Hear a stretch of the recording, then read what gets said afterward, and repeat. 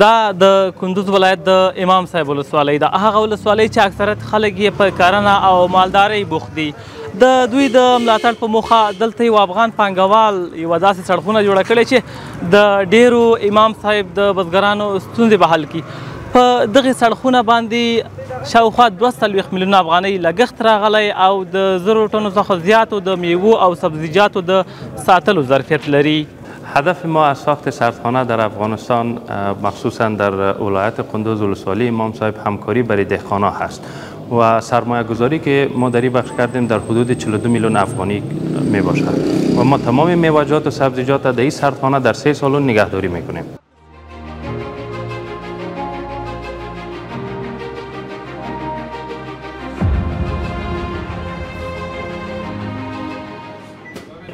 دلته پرانیستو ته راغلي بزګران وایي د دې سړکونې له جوړېدو سره به یې څه ناڅه ستونزې حل شي.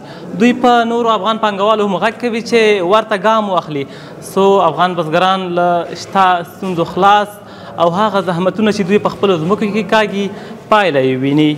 این سردخانه بسیار از فایده ما بسیار است. اینجا اگر پیاز کنیم فرض مثال یا کچاله کنیم در وقت کچاله یا پیاز ما برای چیزا ارزان است.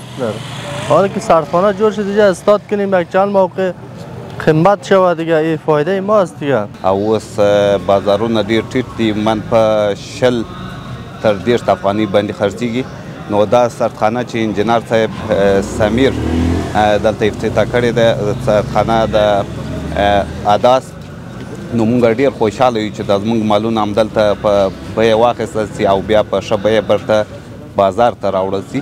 نو ډیر خوشحاله یو چې نور تجاران هم په دغه بخش کې کار وکولی سي.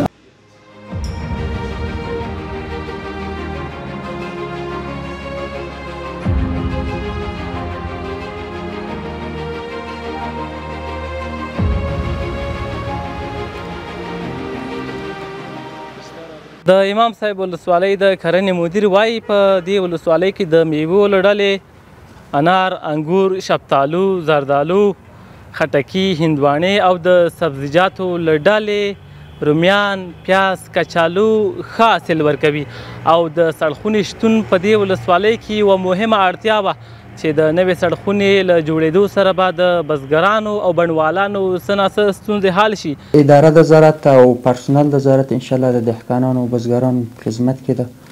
انشاءالله په خپل ټول وس باندې کوشش کوي چې د دهقانانو مشکلات ته رسیدګي وکړي.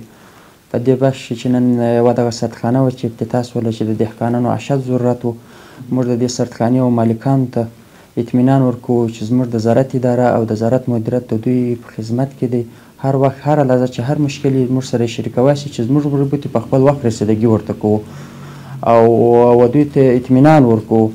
او د نورو تاجرانو څخه هم دا هیله ده چې راسي په خپل وطن کې همداسې سردخانې جوړې کړي چې دا زموږ د دهقانانو یو اشد ضرورت دی.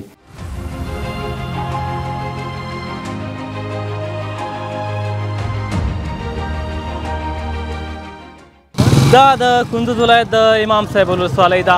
اکثریت خلک یې په کرنه او مالدارۍ بوخت دي. د نوې سړکونو په جوړېدو خوښي څرګندوي خو وایي بسنه نه کوي. دوی په نورو پانګوال هم غږ کوي چې ورته ګام واخلي څو د دوی ستونزې په اساسي ډول حل شي.